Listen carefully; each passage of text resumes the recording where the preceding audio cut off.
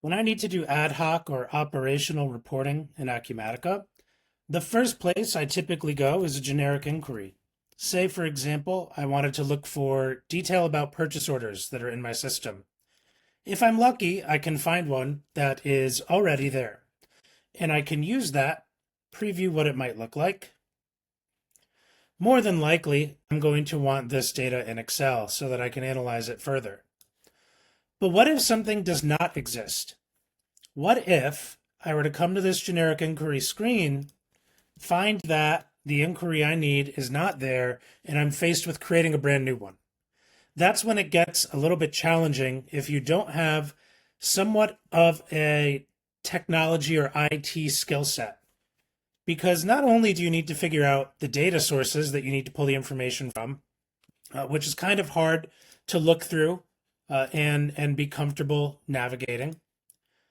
But in addition, even if you have a generic inquiry and you've got the data sources, one piece that you often need to figure out to do certain types of inquiries is the relationships. So we start to see all these different join types. That's SQL speak.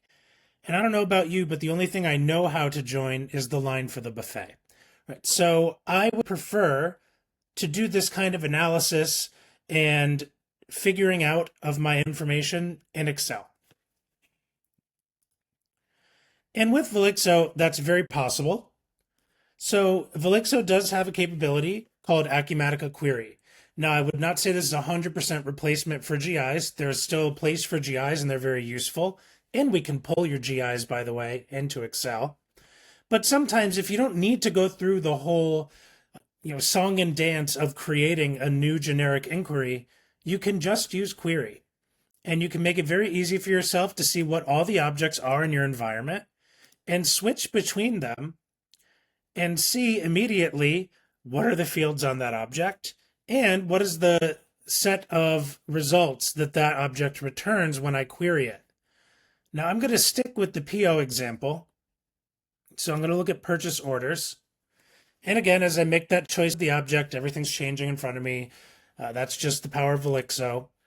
And by default, we see all the fields. However, people in practice often don't want to see every single field when they're analyzing. So there's a really nice visual way to control that, which is to give yourself a simple validation dropdown with like a YN, yes, no, do I want this field or not? And then as you select fields, say, for example, I wanted to add, I don't know, whether or not this has been emailed, right? So I'll select yes, I want to include that field. Automatically, your query starts refreshing, and you're going to see that information added to your table. So has this been emailed? Nope, that's false. And there's other information that you can wrap in as well. Now, if I'm looking at this, one of my next natural steps is probably going to be that, number one, I want some date information, right? So let me go ahead and put that information in here. There's a field called order date that I want to include. And I may also want, I've got the quantity and total, that's good. Maybe I'll throw in a description. Okay. And I'll add in the order type. So now that I've got this information in here, there's a couple other things that I may want to do with this. Number one, maybe it's still too much. Right? Maybe I don't need to see all the information going back to 2013. So I can filter that. I could say, okay, I want to filter based on order date. So I pick the field. And then I'll say, I'm just going to look at a certain, maybe even year. And I can review the orders for that date range. Again, we see this filter formula, which I purposely did not hide, just so you see how it kind of works. And that's feeding now the results so that I'm only looking for the time period I wanted for my orders. Now, the next level of this is I want to be able to drill from this table, click on it, and get taken directly to that purchase order in Acumatica so I can look at it there. Well, because we're based in Excel, you can just use the standard hyperlink function, and that's going to allow you to create yourself a link to get back to anything. within Acumatica for the most part. And the reason this is so easy is because Acumatica's URLs are so easy to understand that we've documented exactly how you do this. Right? And anybody who knows how to string together an Excel formula with concatenation can do this. Here's an example of what the hyperlink might look like. Right? And I just based it on the first row here. When I click that hyperlink, we're going to see me taken directly to that purchase order in my system. And here it is. This is the purchase order that I was just looking at.